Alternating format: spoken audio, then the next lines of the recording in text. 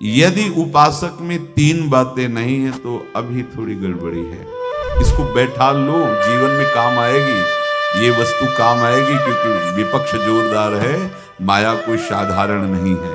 विश्वासी साधक का भगवान स्वयं जुम्मा ले लेते हैं कि मेरे प्रभु जो करेंगे वो मंगल करेंगे। तो परिस्थिति बुरी दिखाई दे सकती है,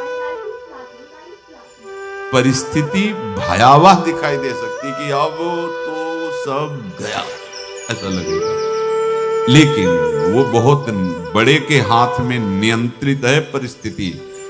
देखते देखते उस परिस्थिति का परिणाम निश्चिंत, निःशोक और निर्भय कर देने वाला हो जाएगा। साधन पथ पे हम इनको आदर्श मानकर चले तो बहुत जल्दी आनंद आ जाए। अब हमें किसी भी अड़चन से कोई भय नहीं, किसी भी अड़चन से भय नहीं।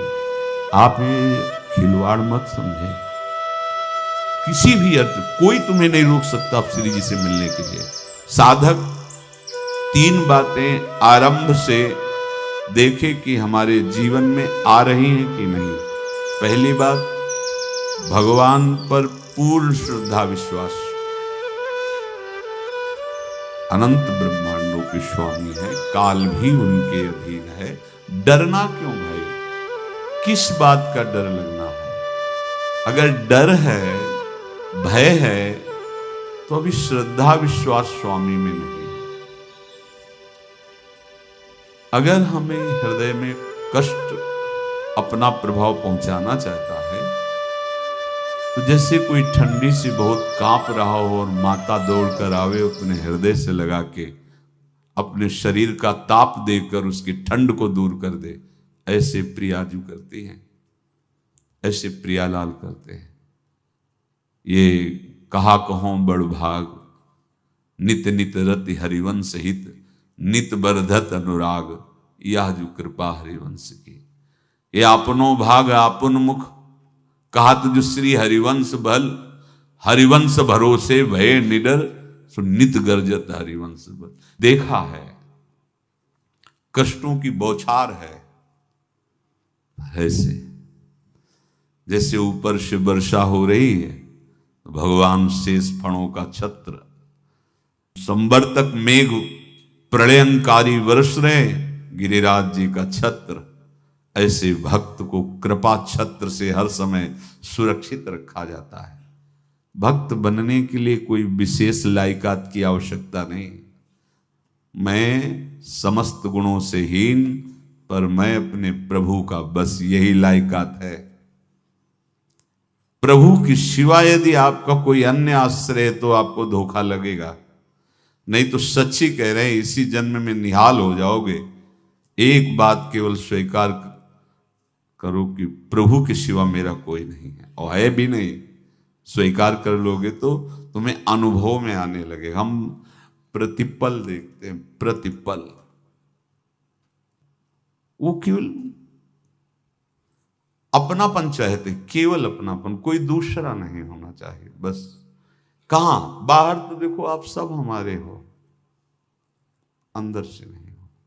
अंदर से आप सब श्री जी के हो और हम आपके सेवक हैं। बाहर से आप गुरु मानो, जो भाव मानो, वो आपको श्री जी जाने। अंदर से हमारे आप श्री जी के जन हो और हम आपके सेवक हैं। बाहर से कुछ भी व्यवहार मानो, कोई बाहर से व्यवहार का कोई अस्तित्व नहीं, अंदर की बात का अस्तित्व होता है। आप सब हमारी स्वामिनी के परिकर हो, हम आपके दास हैं। बस इस बात से हमारा अपनापन आपसे है, नहीं श्री जी के सिवा किसी से कोई अपनापन नहीं। कि आप इसका प्रभाव समझिए, प्रभु को सिर्फ अपनापन चाहिए, सिर्फ अनन्यता।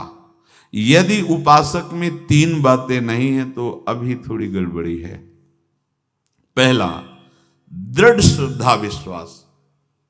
दृढ़ श्रद्धा, अब नहीं, अब नहीं, अब नहीं, अब तो हाथ उठने का समय आ गया। अब क्या, अब नहीं, अब गाहक मत फंसाओ, बाजार बंद करो, हाथ उठा लो, चलो अपने घर चलो, समय आ गया, घर चलने का समय है। नहीं तो कलयुग अपनी बाजार ऐसी फैला देगा कि भूल जाओगे कि घर भी जाना है। दूसरी बात, जो गुरु ने भजन दिया उसमें तत्परता सच्ची मानिए। जीवन भर कभी इस प्रमाद को गुरु कृपा से आने का अवसर नहीं दिया गया कि चैन से सोए हों और चैन से खाए हों। पूरे जीवन में कभी सुविधाओं को स्वीकार नहीं हुआ, पर साधन मार्ग में कभी भी शिथिलता नहीं हुई, तत्परता है। प्रभु पर पूर्ण श्रद्धा विश्वास और गुरु प्रदत्त साधन पर तत्परता, और तीसरा खास विषय इंद्रियों से भोगों को न भोगना। तब ये जो रंग है परमार्थ का, तब अब 2-4 माला की मनमानी आचरण किए कहते हैं हमें भगवदानंद की स्फूर्ति नहीं होती। आपने रास्ता रखा है भगवदानंद का, बाजार लगाए बैठे हो अंदर हृदय में अन्य आसों की, अन्य भोगों की, अन्य चाहों की, अन्य मान्यताओं की। अरे खाली करो, ये सब माया का खेल है। एकमात्र प्रभु, बस जब ठन जाएगी ये बात। अच्छा गौर से देखो क्या है, जब चलोगे तो क्या होगा, चलने की तो सोचो, उस दिन की सोचो जिस दिन चलना है, और किस दिन चलना है पता ही नहीं है, तब तो और होश में हो जाओ। आपको कोई भी यहां सहयोग देने वाला नहीं, कोई भी वस्तु आपकी नहीं, कुछ भी आपके साथ नहीं जाएगा। तो होश में हो जाओ, संभाल लो, आगे की गति मत बिगाड़ो। 3 बातों पर ध्यान दीजिए, श्रद्धा और विश्वास अटूट अपने इष्ट पर। दूसरी बात, हमारे हृदय में जो गुरुदेव ने उपासना का बीज रोपण किया, तत्परता। देखो आपको हृदय की बात कहता हूं, माया के पास केवल प्रलोभन है, ये सुख में बांधती है। सुख का प्रलोभन अच्छे से सजा के पेश करके देना, साधक को भ्रष्ट करना, ये इसका स्वभाव है माया का। माया किसी व्यक्ति का नाम नहीं, किसी शरीर का नाम नहीं। भगवद विमुखता जिस वस्तु व्यक्ति स्थान से हो वही माया है। माया का मतलब थोड़ी जैसे कोई स्त्री शरीर पे आरोप कर दे या पुरुष शरीर पे आरोप कर दे, ये तो माया है, तो और क्या है। मैं, मोर, तोर, तय और जहां तक इंद्रियां जाएं, जहां तक मन जाए, सब माया ही है। इसको देखा है भगवान के पार्षदों ने। ये क्या करती है, चमकीली लेबिल लगाकर, सुख का चारा डाल करके जीव को बांधती है। इससे सुख मिलेगा, बहुत सुंदर है ये वस्तु, ये शरीर, ये व्यक्ति, ये स्थान, ये पद, इससे वो बांधती है। विवेक ऊपर की लेवल का तत्काल ऑपरेशन करता है, वो आंतरिक विषय पर दृष्टि डालता है तो सब खोखला निकलता है, बाहर निकल क्रॉस कर जाता है। होए विवेक मोह भ्रम भागा, तब सब विषय विलास विरागा। अज्ञानी उसी आकर्षण सुख में बंध जाता है, और सुख तो था नहीं, बंधन इतनी जोर का हो गया, अब मुक्त हो सकता नहीं, तो उसके हृदय में लगता है इसके बिना जी नहीं सकते, इस नशा के बिना, वस्तु के बिना, व्यक्ति के बिना। और एक सूक्ष्म बात, वो जब आपको सुख देगी तो आपको स्वतंत्रता का आभास कराएगी, और जब आप उसको छू लेंगे तो आपको परतंत्र बना देगी, भयभीत कर देगी। तो आप डाउन होकर के अपने अस्तित्व को मिटाकर पूरा जीवन बर्बाद कर देंगे। इन शब्दों को लिख लो, अपने हृदय में लिख लो। माया सुख में बांधती है नहीं उसके पास सुख। जिसे तुम सुख समझते हो वो सुख नहीं, बिल्कुल सुख नहीं, वो सुख की छाया है, तुम्हें समझ पड़ती नहीं, ये गिरधर की माया है। उस सुख का बंधन, आप देखो कुछ भी क्रिया करते हो माया जनित तो प्रलोभन होता है, सुख मिलेगा, और जिस समय सुख मिलने के लिए आप लालायित हुए, उस समय सुख भोगने की स्वतंत्रता आपको दे देगी। लो आप समझ रहे हैं हम स्वतंत्र स्वामी होकर सुख भोग रहे हैं? नहीं, अब भोग लिए ना, अब गुलामी उसकी सहो। अब तुम्हें वैराग्य हो रहा कि मैं नहीं भोगूंगा, तो उसकी दृष्टि बदलेगी। समझ रहे हो? अब आप अपने आप को पूरे शरणागत कर दिए, हर तरह से तुम्हें बांध करके भगवत विमुख करके नष्ट कर देगी। ये बात अच्छे से समझ लो, अच्छे से। इस सुख का प्रलोभन देकर बांधती सुख है नहीं, क्योंकि आप उपासक हो। जब सुख में उतरोगे तो कितने दिन फिर आपको घृणा होगी कि अरे धिक्कार हमारे जीवन, फिर लौटने का चांस नहीं रहेगा। ध्यान से सुन लो, लौटने का चांस नहीं देगी माया। तुम्हारी ऐसी आंतरिक कमजोरी हो जाएगी, ऐसी वृत्तियां कमजोर हो जाएंगी कि तुम उस माया के इशारे पर नाचोगे, उसके विपरीत तुम बोलने की भी ताकत नहीं रख सकते। मान लीजिए, विषय चुगा जिन चुगे, कछुक चुगत सुख होए, फिर जो फांसी ऐसी लगे तेसम दुख न को। ये अनुभवी महापुरुष रसिक शेखर श्री ध्रुवदास जी महाराज कह रहे हैं। तो तीसरी बात का संयतेंद्रिय, दृढ़ श्रद्धा विश्वास भगवान पर, गुरु प्रदत्त प्रबल साधना में तत्परता, और इंद्रियों की गुलामी कभी स्वीकार न करना।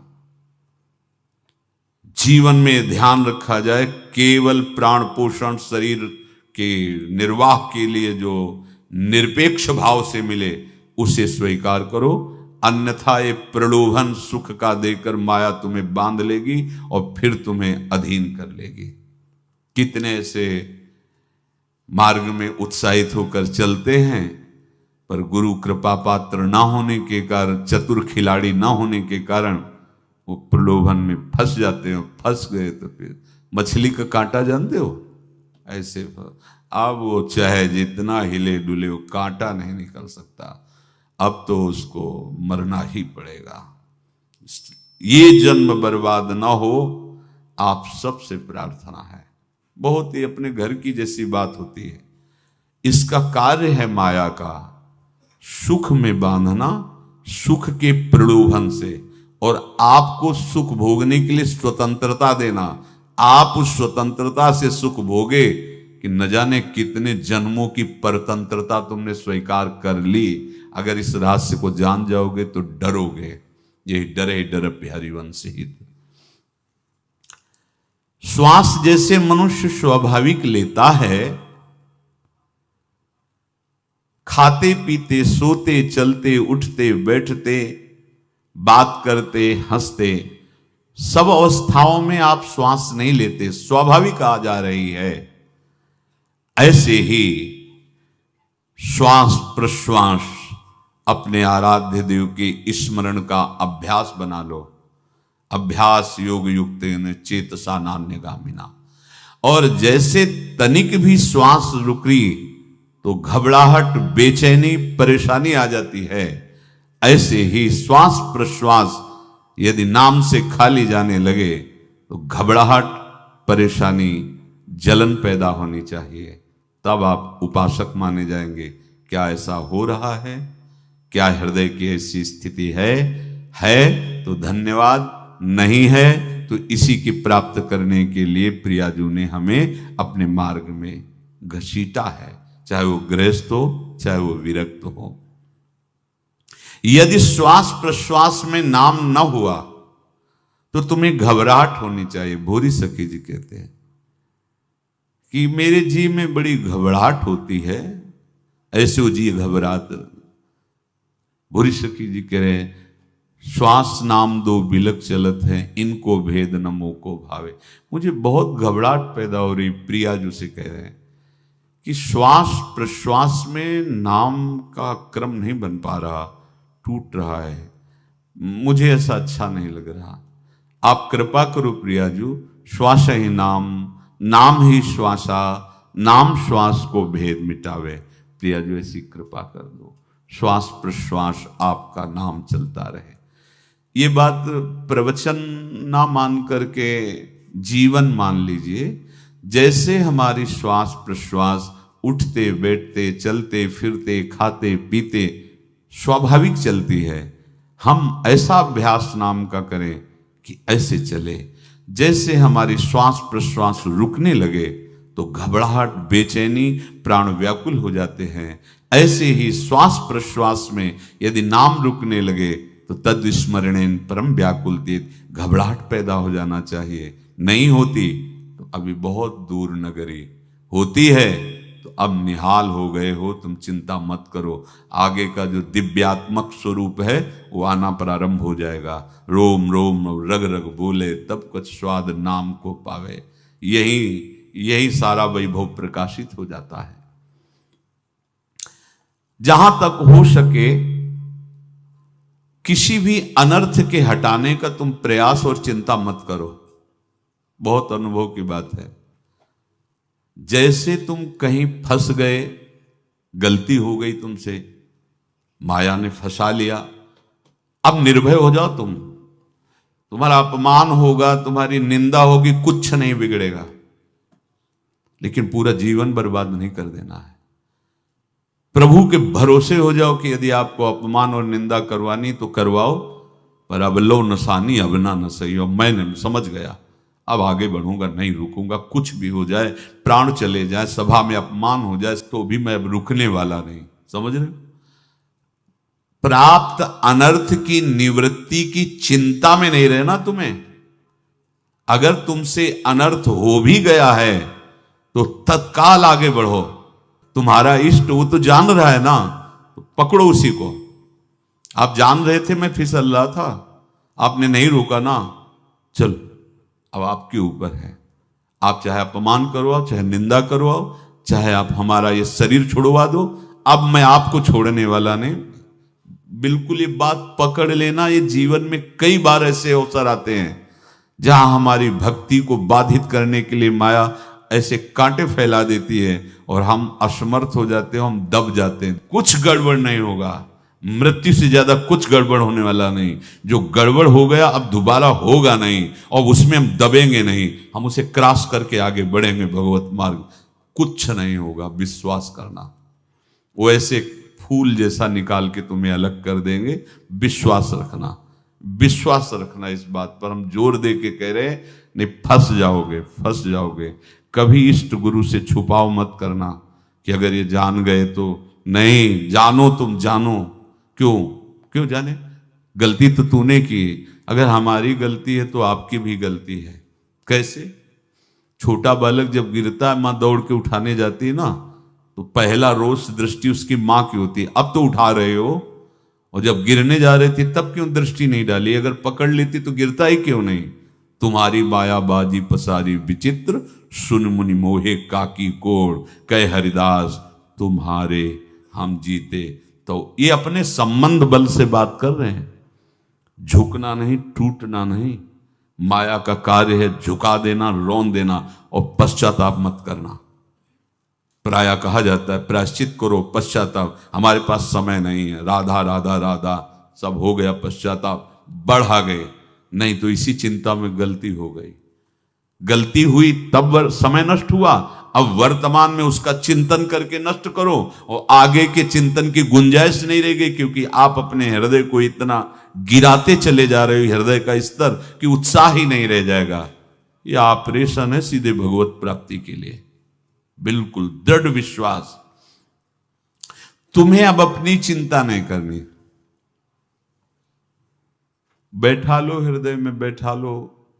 अगर भगवत विश्वास नहीं तो घबराहट पैदा हो जाएगी, भय हो जाएगा, विषाद हो जाएगा। अरे कितनी बार संसार में अपमान हुआ है, कितनी बार सम्मान हुआ है। ये कुछ सम्मान और अपमान कुछ अस्तित्व तो नहीं रखता। अब हरि नहीं छूटेंगे। भाग हरि की तरफ, भाग।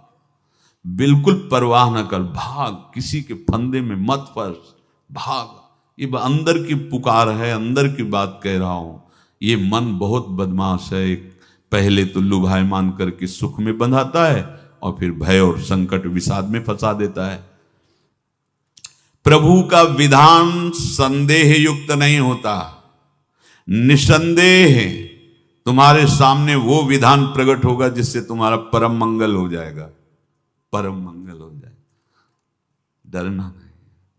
बताया नहीं था एक बार प्रेम भगत की बात, तो हमारे पास प्रेम जी आते थे, बहुत नाम जापक थे, श्री हरिवंश श्री हरिवंश। तो उनसे पूछा आपकी ऐसी नाम निष्ठा कैसे आई? तो उनका गलती से, उनका गलती से नाम निष्ठा कैसे आती है?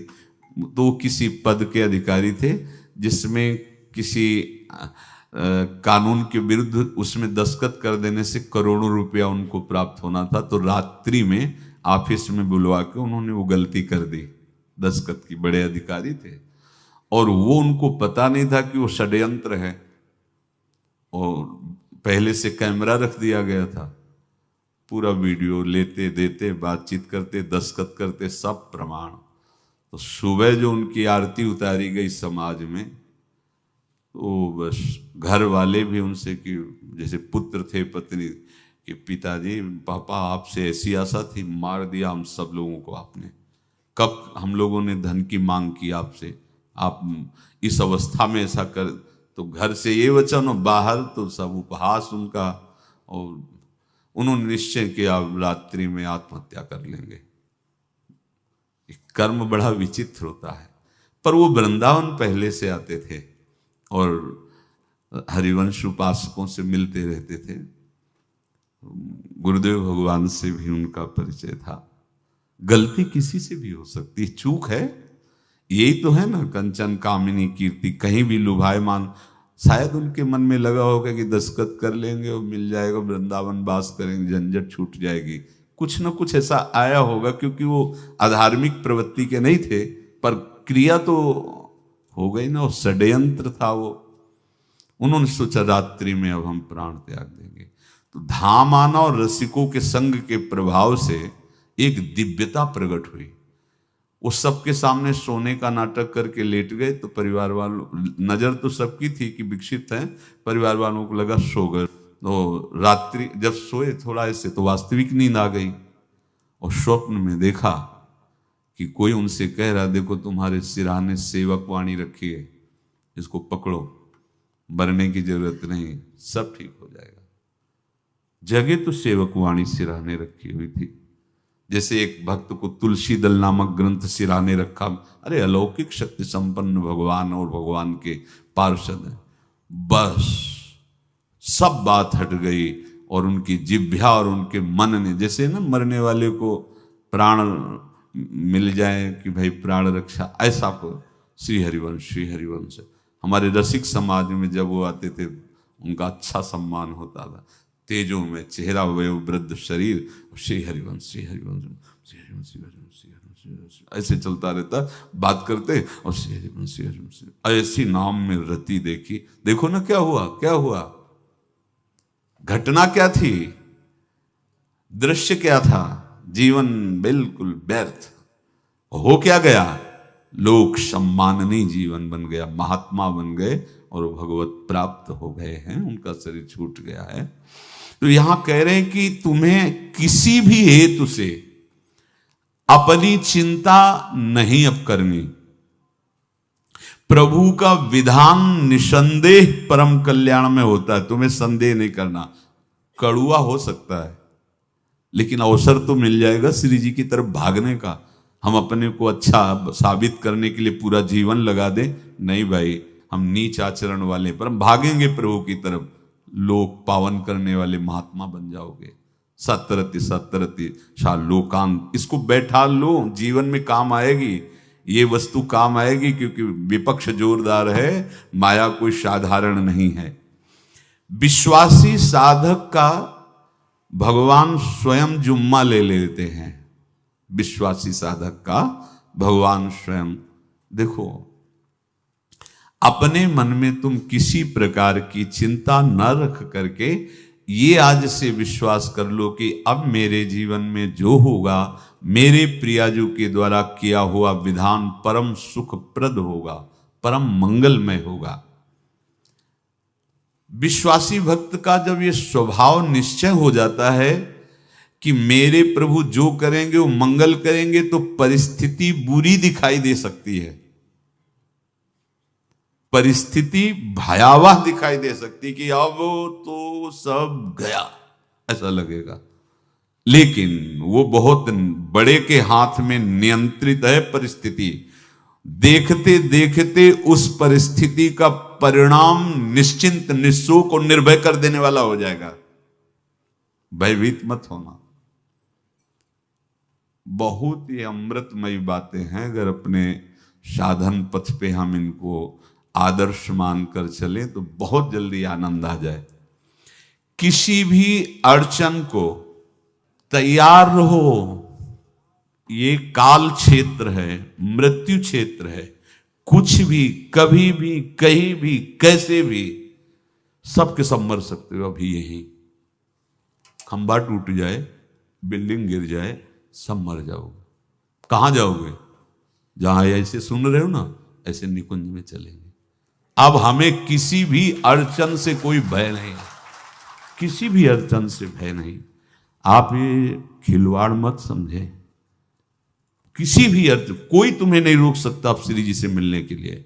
ये आगंतुक भय एक स्वाभाविक होता है। जैसे पूज्य श्री मंगनानंद जी सरकार सेनपुर, बहुत उच्च कोटि के ब्रह्मलीन महापुरुष, तो एक चौकी पर ऐसे बैठे हुए थे और बहुत से ऐसे संतजन, परमहंस सब बैठे हुए थे और ब्रह्म चिंतन के विषय में चर्चा चल रही थी।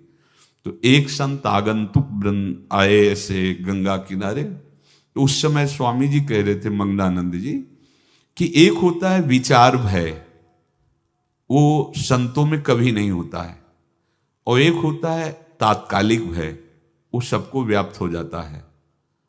तो उन्होंने कहा कि स्वामी जी, वैसे हम आपका आदर करते हैं, लेकिन इस बात पर हमारा मतलब मन नहीं बैठ पा रहा है कि जो ब्रह्म स्वरूप को जान गया है उसको विचार भय तो होगा ही नहीं, लेकिन स्वाभाविक भय कैसा हो सकता है? तो सिद्ध पुरुष थे। उनका स्वामी जी बैठो, प्रसंग पूरा होने के बाद फिर आपका उत्तर हो जाएगा। ऐसे चौकी लगाई, बैठे, और बैठे थे बट वृक्ष के नीचे। तो एक जैसे बाज है, गीद पक्षी है, उस समय तो वो संध्या का समय था, आके ऐसे जे ही बैठा तो खरबर खरबर वो डाल, तो महाराज चौकी के नीचे हो गए, जो गंगा किनारे से आए थे ना। तो कहा, स्वामी जी ये विचार भय है या स्वाभाविक भय है या आपको ब्रह्म चिंतन या ब्रह्म बोध नहीं? तो हंस दिए, बोले उत्तर मिल गया। ये स्वाभाविक, जैसे अभी बंदर चीख दे तो सब घबरा जाओगे ना, विचार भय नहीं है ये आगंतुक स्वाभाविक भय। भय विचार भय कि अब जो है ऐसा होगा, ऐसा हो सकता है, नहीं नहीं, वही प्रसंग चल रहा है। भगवान प्रमाण देते चले जा रहे हैं। देखो, कोई भी भय, कोई भी अड़चन अब तुम्हारा अमंगल नहीं कर सकती, पक्का मान लीजिए। डरो मत। देखो, इसमें इसीलिए प्राणों की बाजी लगा के, अब हमारे प्राण नहीं हैं, हमारे प्राण प्राणनाथ को समर्पित हैं। मेरे प्राणनाथ श्री श्यामा, तो क्यों भय करें? तो हम ये सब कर किसके लिए रहे? श्यामा जी के पास पहुंचने के लिए। श्यामा जी के पास पहुंच गए, हमें श्यामा जी के पास जाना है। ये बिल्कुल छोटी मोटी बातें, अंदर ये जो सांसारिकता है, इसका त्याग करो। आप इस बात को समझो। गुरु गोविंद सिंह, लाखों की समाज बैठी हुई थी। उन्होंने कहा कि अगर तुम आजादी चाहते हो तो तुम्हें अपने प्राण देने पड़ेंगे। हमें खड़ा हो कोई व्यक्ति जो अपने प्राण देना चाहता है, मैं उसे आजादी, आजादी दो प्रकार की, प्राकृतिक आजादी और एक दिव्य आजादी, दोनों देने में समर्थ थे गुरु गोविंद सिंह। हाँ, ये सिखों के आचार्य हैं। बहुत ही अध्यात्म बल और शारीरिक बल से भी पुष्ट।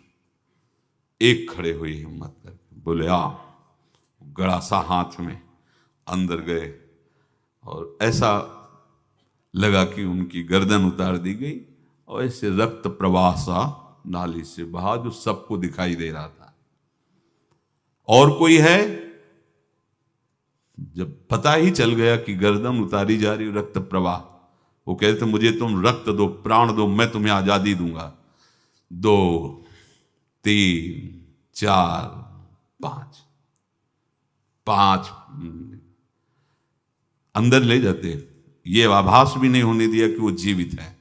5 दिया, पूरी सभा में 5 तैयार हुए, बोले ये पंच प्राण प्यारे हैं भाई, इतने से एक एक से 1.25 लाख को परास्त कराऊं, देखना मेरा नाम गुरु गोविंद सिंह न धराऊं, यदि एक एक से 1.25 लाख को परास्त, क्योंकि प्राणों की बाजी समर्पित कर दी। अब क्या भय, माया से आजादी प्राप्त करने के लिए भयभीत होना तो बिल्कुल जीवन में छोड़ दो। विचार भय नहीं होना चाहिए, ये स्वाभाविक भय होगा।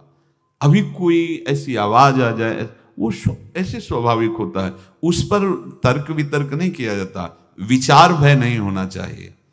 जानते हो तुम्हारा जीवन, तुम्हारे प्राण, तुम्हारा शरीर हरि को समर्पित है और हरि के अधीन काल है, कुछ नहीं हो सकता, और जो कुछ होगा वो परम मंगल होगा।